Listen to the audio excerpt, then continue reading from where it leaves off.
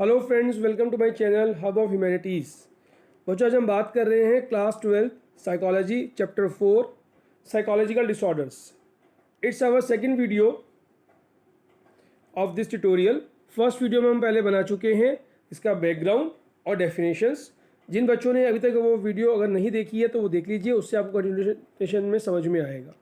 ठीक है, last video हमारी जो खत्म हुई थी बच्चों, वो हमारी खत्म हुई थी the background of psychology in the middle ages, जहाँ पे हमने बात की थी कि मिडिल एज के अंदर साइकोलॉजी के बारे में लोगों को क्या कहना था, और लास्ट सेंट अगस्टिन ने इसके बारे में लिखा था मेंटल एंग्विश एंड कॉन्फ्लिक्ट्स के बारे में।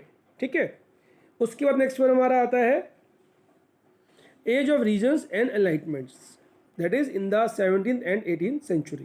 क्लियर? इसमें क्या था, इसमें हमारी जो बात हुई थी अब वो फेज से आगे बढ़ के डॉगमास से आगे जाके रिप्लेसमेंट हो गई थी अंडरस्टैंडिंग्स के ऊपर और रीजन्स के ऊपर। इट मीन्स कि अगर एबनॉर्मल बिहेवियर है तो एबनॉर्मल बिहेवियर जो है वो किस रीजन की वजह से है। नाउ पीपल वांट्स रीजन्स, हर काम को उन्हें रीज़न चाहिए था। लिटरेसी लेवल बढ़ चुका था। जो पहले लोग सिर्फ गॉड या उनकी क्रिएशन पे फेथ समझ के उसको एक्सेप्ट कर लेते थे, अब वो एक्सेप्टेंस जो थी रीजन्स के ऊपर आ गई थी। ठीक है, और उसके बाद नेक्स्ट हमारा 18th सेंचुरी में शुरू होता है reform movement that increase compassion for people who suffered from this disorders. Reforms of asylums were initiated in both Europe and America. इसी मूवमेंट को आगे ले जाते हुए नेक्स्ट शुरू हुआ था हमारा डी इंस्टीट्यूशनलाइजेशन, जिसमें लोगों को ये बात समझ में आई थी कि जो एबनॉर्मल बिहेवियर है वो एक मेडिकल इलनेस है, और इस मेडिकल इलनेस का जो ट्रीटमेंट है वो बायोलॉजिकली, साइकोलॉजिकली और सोशल तीनों इंपॉर्टेंट रूप से इसमें वर्क करते हैं, तो पर्सन जो है वो मेडिकल इल से वो ठीक हो सकता है। क्लियर? अब इसका जो हमारा नेक्स्ट जो बड़ा टॉपिक आता है that is our classification of psychological disorders. अब क्लासिफिकेशन क्या होता है बेटा? What is the classification? Classification is of such disorders consist of a list of categories of specific psychological disorders grouped into various classes on the basis of some shared characteristics. It means कि जो हमारे characteristics हैं अगर उनको हम group wise grouping कर देते हैं, उस ग्रुपिंग करने के बाद आप उसको 3 से 4 कैटेगरी में डिवाइड कर सकते हैं, तो उसको हम कहते हैं क्लासिफिकेशन। सबसे पहले जो क्लासिफिकेशन आया था वो आया था अमेरिकन साइकेट्रिक एसोसिएशन की तरफ से, जिन्होंने अपना DS4 और DS5 फिफ्थ एडिशन यहाँ चल रहा है हमारा, वो लिया था। बट इसे क्या था? Diagnostic and statistical manual of mental disorder fifth edition. इससे पहले फोर्थ एडिशन था, अभी फिफ्थ एडिशन था। Present discrete clinical criteria which indicate the presence और एब्सेंस ऑफ डिसऑर्डर्स, यानी कि किसी भी चीज़ के अंदर अगर वो डिसऑर्डर्स एब्सेंट है या प्रेजेंस है, उसके बिहाफ के ऊपर वो क्राइटेरिया को फिक्स करेंगे। लेकिन जो इंडिया में चलता है हमारा, वो चलता है ICD-10। और what is ICD? International classification of diseases. ठीक है, इसको हम कहते हैं ICD-10। It is also known as the classification of behaviour and mental disorders that use in India and prepared by WHO world health organisation. इसमें जो main disorders हैं वो है description of main clinical features and symptoms and other associated features including diagnostic guidelines provided in this scheme. Clear? Next है बच्चे हमारा models और approaches, factors underlying abnormal behaviour. इसमें क्या हुआ था, इसमें जो हमारे साइकोलॉजिस्ट थे उन्होंने डिफरेंट अप्रोचेस को एक्सेप्ट किया था, अडॉप्ट किया था अलग अलग मॉडल बनाने के लिए। जैसे the abnormal behaviour use by psychologist use different approaches, each approach is use to emphasis are different aspects of human behaviour and explain and treat abnormality in the line with this that aspect. सबसे पहले बच्चों इसमें हमारा आता है biological factor. तो what is biological factor? Biological factors में हमारे पास क्या क्या चीज़ कवर होती हैं? A wide range of biological factors such as malnutrition, injuries and other conditions may interfere with normal behavior and function in the normal human body. Example लेते हैं, किसी को चोट लग जाती है या उसकी बॉडी के अंदर जो है हमारे हार्मोन्स डिसबैलेंसिंग है, ठीक है, या माल न्यूट्रिशन, जब बेबी होने वाला था या होने के बाद भी उसे प्रॉपर न्यूट्रिशन नहीं मिले और उसका जो माइंड का प्रॉपर डेवलपमेंट नहीं हुआ, अब उसकी वजह से उसकी बॉडी के अंदर कुछ एबनॉर्मलिटीज़ आ गई हैं, ठीक है। तो वो जो एबनॉर्मलिटीज़ हमारी होंगी उसको हम कवर करेंगे बाय केमिकल और साइकोलॉजिकल बेसिस के बिहाफ के ऊपर, that is the biological factor. इसमें क्या होता है, क्लास 11 में हमने पढ़ा था, न्यूरो ट्रांसमीटर्स होते हैं हमारे माइंड के अंदर जो कि आपके सारे सिग्नल्स लेके जाते हैं। एग्जाम्पल लेते हैं, एंजाइटी डिसऑर्डर के अंदर लो एक्टिविटी ऑफ न्यूरो ट्रांसमीटर्स होता है जिसको हम कहते हैं गामा अमाइनोब्यूटिक एसिड और गाबा। शिजोफरेनिया में एक्सेस एक्टिविटी होती है डोपामाइन की, dopamine is also one type of hormone. And the depression में लो एक्टिविटी होती है सीरोटोनिन की, ठीक है। तो जितने भी हार्मोन्स हैं या तो उनका एक्सेस ह्यूमन होगा, आपका सेक्रेशन में बॉडी होगा, या उसमें लो प्रेजेंस होगा जिसकी वजह से वो बायोलॉजिकल और साइकोलॉजिकल डिसऑर्डर्स उस ह्यूमन बींग में होंगे। Next is our genetic factors, जिसके अंदर बाइपोलर समटाइम बिहेव करता है आदमी, schizophrenia, intellectual disability and other psychological disorders. Researchers ने इसके बारे में क्या कहा है कि जो आपके जेनेटिक डिसऑर्डर, जो आपके डीएनए से, फादर से, मदर से बच्चों में आते हैं, उसमें जो है कोई इशू आता है, कोई प्रॉब्लम आता है, तो वो उसके बिहेव में या उसके बिहेवियर के अंदर शो होगा। Now our next model is psychological model which provides a psychological explanation of mental disorders, ठीक है। इसमें हमारा आता है abnormal behaviour, cognitive factors, deprivation, maternal deprivation या फैमिली के साइड से।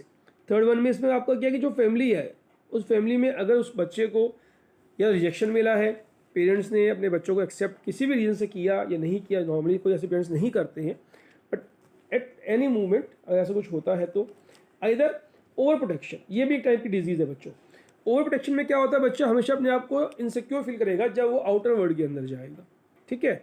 नॉर्मली जब तक वो पेरेंट्स के साथ रहेगा सिक्योर फील करेगा, लेकिन जैसे अपने पेरेंट्स को छोड़ेगा तो उसको वो एक इनसिक्योरिटी फीलिंग होगी। फॉल्टी डिसिप्लिन, मैलएडेप्टिव फैमिली स्ट्रक्चर्स, कुछ फैमिली ब्रोकन्स हो सकती हैं, पेरेंट्स में डिस्प्यूट्स हो सकते हैं, उसका इम्पैक्ट भी बच्चों की लाइफ के ऊपर पड़ता है। नेक्स्ट बच्चे हमारा आता है बिहेवियर मॉडल। बिहेवियर मॉडल के अंदर बहुत नॉर्मल और एबनॉर्मल बिहेवियर को इसमें माना जाता है कि आदमी जो है, जो ह्यूमन बीइंग है, वो लर्न करता है। कैसे? This model states that both normal and abnormal behaviours are learned and psychological disorders are the result of learning maladaptive ways of behaviour. It means जिसने जब वो वर्क को सीखा, इधर डिसिप्लिन में सीखा या इनडिसिप्लिन में सीखा, उसके सीखने में ही गलती थी, उसके सीखने में ही प्रॉब्लम थी, जिसकी वजह से उसका जो बिहेवियर है वो चेंज हुआ, ठीक है। इनको अगर हमने क्लास में लास्ट चैप्टर में पढ़ा, कंडीशनिंग हमने आप याद होगा, आपने पढ़ा था 11th क्लास के अंदर। क्लासिकल कंडीशनिंग, इसका हम एग्जांपल लेते हैं। Temporal association in which two events repeatedly occur close together in time. दूसरा हमारा होता है ऑपरेंट कंडीशनिंग, बिहेवियर जिसके अंदर रिवॉर्ड मिलता है। सोशल लर्निंग होता है, learning by imitating others behaviour. और ये 3 टाइप्स कंडीशनिंग अकाउंट्स होती है हमारी, वो बिहेवियर, एडेप्टिव और मैलएडेप्टिव होती है। Clear? And next is our cognitive model.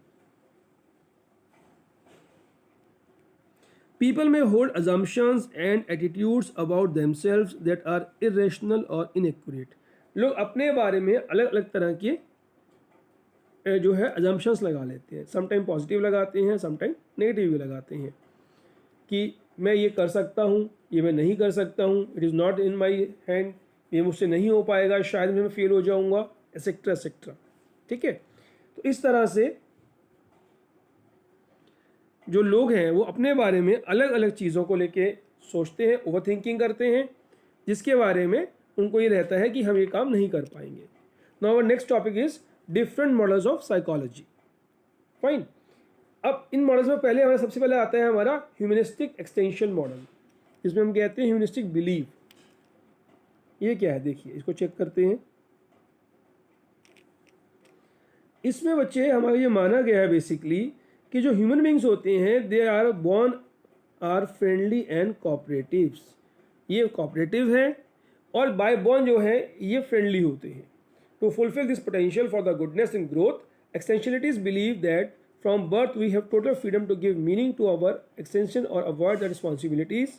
Those who shrink from this responsibility would live empty, inauthentic and dysfunctional life. यानी कि जो लोग अपनी जिम्मेदारियों से दूर जाते हैं, ये नहीं अडॉप्ट करना चाहते हैं, उन लोगों का जब लाइफ आगे बढ़ जाती है तो वो अपने आप को खालीपन महसूस करते हैं कि देयर समथिंग मिसिंग। नेक्स्ट बच्चे हमारा आता है सोशो कल्चरल मॉडल। इसमें क्या होता है? Abnormal behavior is the best understood in the light of social and communal forces that are influence and individual. It means मान लेते हैं किसी के साथ कोई या किसी पर्सन के साथ या ग्रुप के साथ उसको कोई जो है अपना एक्सपीरियंस है वॉर का, या वहाँ कोई पेंडेमिक हुआ, या उसकी कम्युनिटी से कोई वायलेंस हुआ, तो वो जो चीज़ें हैं उसकी लाइफ के साथ साथ ही साथ चलती हैं और उसका इम्पैक्ट उसके बिहेवियर के ऊपर लॉन्ग लास्टिंग रहता है। ठीक है। लास्ट बच्चे हमारा होता है डायथीसिस स्ट्रेस मॉडल। इस मॉडल में हम बात करते हैं, this model state that a stressful situation responsible for abnormal behaviour. Stress किसी भी चीज़ का हो सकता है, वो बायोलॉजिकल स्ट्रेस भी हो सकता है, साइकोलॉजिकल स्ट्रेस भी हो सकता है, और वो जो स्ट्रेस है उस स्ट्रेस की वजह से ही जो पर्सन है वो अपने लाइफ के अंदर हमेशा एक अबनॉर्मल बिहेवियर रिएक्ट करता है सोसाइटी के साथ। क्लियर? इन डिफरेंट मॉडल्स के अंदर हमें ये पता लगा कि अलग अलग सिचुएशंस के अंदर अलग अलग कंडीशन में आदमी बिहेव करता है, उस बिहेव के रीजंस क्या है और वो उस रीजन के लिए क्या उसकी रिस्पॉन्सिबिलिटी है। यानी कि एग्जांपल लेते हैं, अगर किसी के साथ माल न्यूट्रिशन हुआ तो बायोलॉजिकल में जाएगा, किसी जेनेटिक में प्रॉब्लम हुआ तो जेनेटिक डिसऑर्डर्स आते हैं, साइकोलॉजिकल में जाते हैं तो वो अपनी फैमिली या फ्रेंड्स या सोसाइटी से होता है। तो हर अबनॉर्मल बिहेवियर के पीछे अलग अलग रीजंस होते हैं। क्लियर?